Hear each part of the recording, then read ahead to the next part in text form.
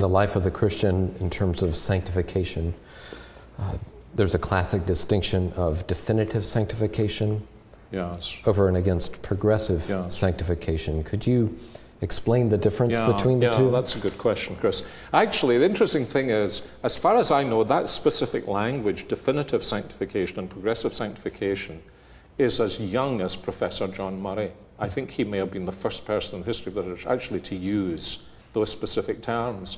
But if you go right back, even for example, the Westminster Confession of Faith speaks about the fact that there is a sense in which we are sanctified in Christ the moment we're born again, the moment we trust in Christ, and then we are more and more sanctified, as the confession says, through the virtue, the power, the strength of Christ's death and resurrection.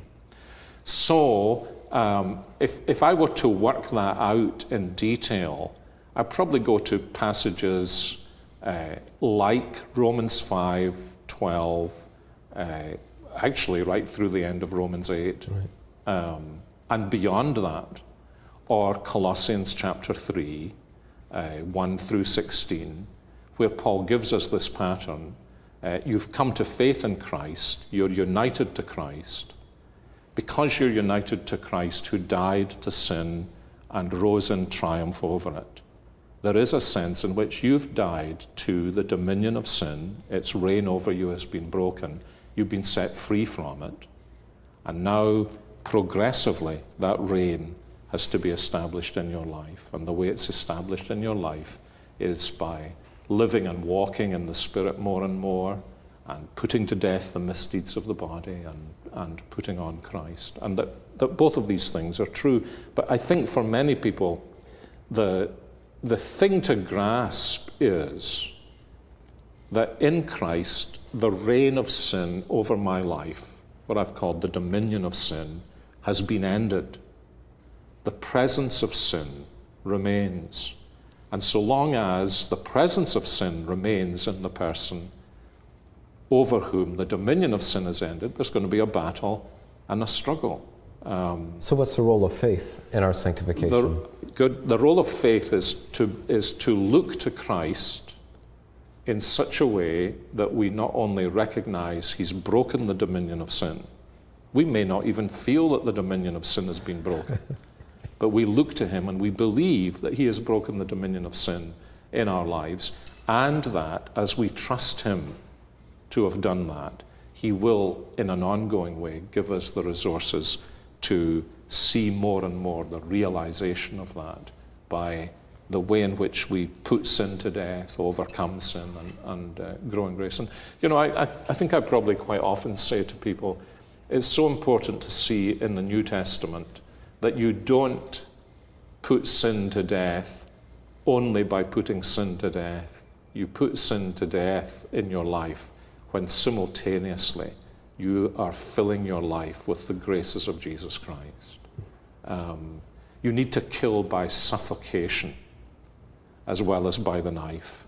You need to suffocate the breath out of indwelling sin by filling your lungs spiritually with grace. And that's how we walk the Christian life.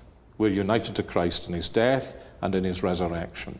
And so simultaneously, we're putting sin to death and we're putting on Christ and becoming more and more like him.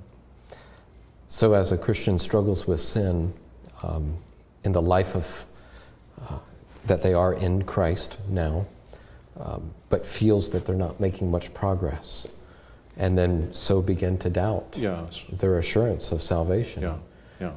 What would you say to that believer who is attending the means of grace and is seeking to trust Christ? They believe they're justified by faith alone, and yet they have this besetting sin that they struggle with 7 times 70 even. What would you say to encourage that person? Right. I think I would do at least these 2 things. I'd do 3 things. First of all, I'd say, let's talk. When you're in that situation, you want a quick fix. And I would say, let's not talk about this after church just now, but, let's meet sometime during the week and we'll talk together. And I think the first thing I would do would be to listen. And as I listened, in my mind, I think the question I'm asking is, if this person feels that they're still under the dominion of sin, the thing I've got to try and work out here is, are they actually still under the dominion of sin? Because if so, what they need is conversion before sanctification. But often you find, as you listen to people, you hear what they can't hear they're saying about themselves. You know, they will often give away marks of grace when they're struggling so much and their heads are down that they're not able to see those marks of grace.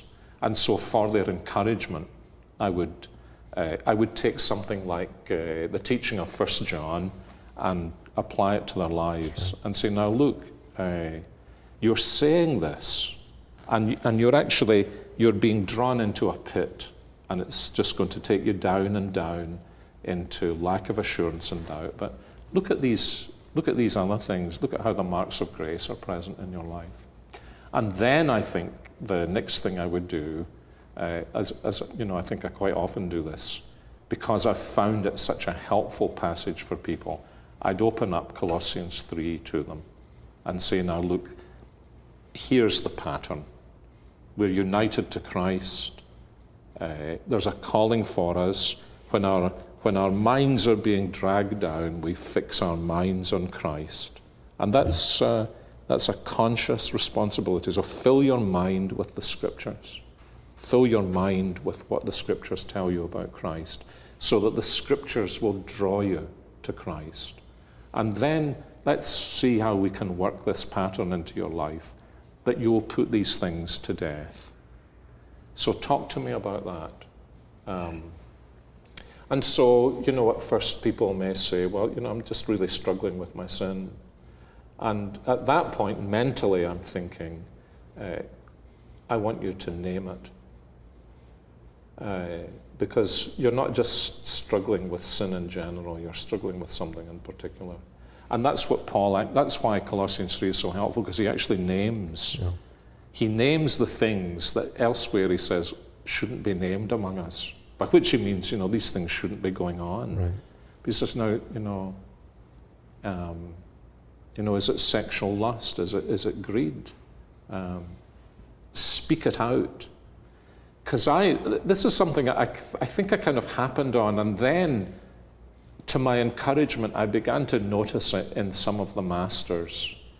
That I think often the evil one comes along to the Christian and kind of blackmails us and says, now, I know these things are going on in your life.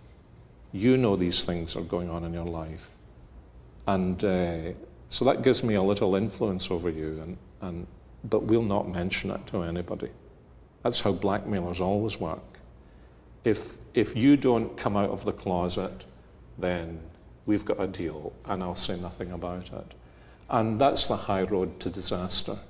So when somebody says, actually, my problem is, it's lust, or it's greed, or it's jealousy, or it's envy, it's come out. And as soon as somebody comes out and says, I have sinned, the power of Satan to blackmail them is broken. And so sometimes I think you find that there's a real release for them just at that point. And being released from that blackmail frees them up to recommit themselves to Christ. And then, you know, I want to emphasize, you know, one of the things that happens when you're being drawn into a particular sin is that your heart and mind become closed to the graces with which God has commanded you to clothe yourself. So let's work on these things as well.